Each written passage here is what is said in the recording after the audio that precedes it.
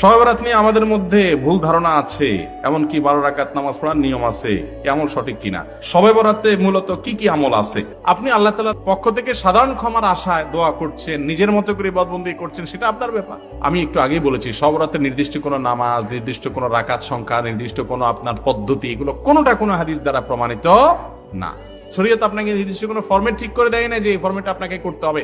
আমরা অনেকেই 5 ওয়াক্ত নামাজের খোঁজ খবর নাই, কিন্তু শবে বরাতের নামাজের রাকাত সংখ্যা, পদ্ধতি, এগুলো আমাদের মুখস্থ এবং খুব প্র্যাকটিস করি। এর অন্যতম কারণ হলো আমরা মনে করি ওই রাত্রে ভাগ্য ঠিক হয়। অতএব এই রাত্রে যদি আল্লাহর কাছে একটু দোয়া দরুদ করে নামাজ কালাম করে যদি ভাগ্যটা নিজের পক্ষে করে নেওয়া যায়, তো আবার আগামী 1 বছর যা মনে চায় করব। বাংলাদেশের সবচেয়ে বেশি মানুষ মসজিদে আসে কোন রাতে?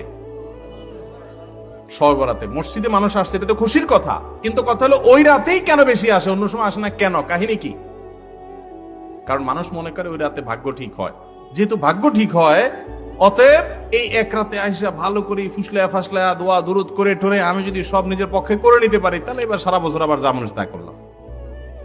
একজন এলাকার এখানে চেয়ারম্যান সাহেব আছেন, এলাকার যারা জনপ্রতিনিধি সারা বছর যারা তার কাজ করে তাদেরকে তারা সুযোগ সুবিধা দেয়, তাই না? ভোটের সময়, নির্বাচনের সময় কোনো সময় তোমার চেহারা দেখা যায় না, চান্দু রিলিফের চাইলে আসা পরে তুমি এসে হাজির হয়ে গেছো ফাঁক নেওয়ার জন্য। কি বলেন, চেয়ারম্যান সাহেব তারা খুব পছন্দ করে দিবে না দৌড়ানে দিবে? সারা বছর মসজিদে আসার খবর নাই, এখন তুমি ভাগ্য ঠিক হওয়ার আশা করে ওই সময় এসে সিরিয়াল দিয়ে দাঁড়ায় গেছো। তুমি পানি চেঁচার সময় ছিল না, মাছ ধরার সময় হাজির হয়ে গেছো। বুঝেন নাই কথাটা? এই জন্য নামাজ কি শুধু শবে বরাতে পড়ার জিনিস না, সারা বছর পড়ার জিনিস। আর ভাগ্য কিন্তু মানুষের সবাই কদরও ঠিক হয়। সূরা দোখান আয়াত নম্বর 3 এবং 4 পড়বেন। আল্লাহ সুবহানাহু ওয়া তাআলা বলেছেন, ইন্না আনজালনাহু ফি লাইলাতিন মুবারাকা ইন্না কুন্না মুনজিলিন ফিহা ইউফরাকু কুল্লু আমরিন হাকিম।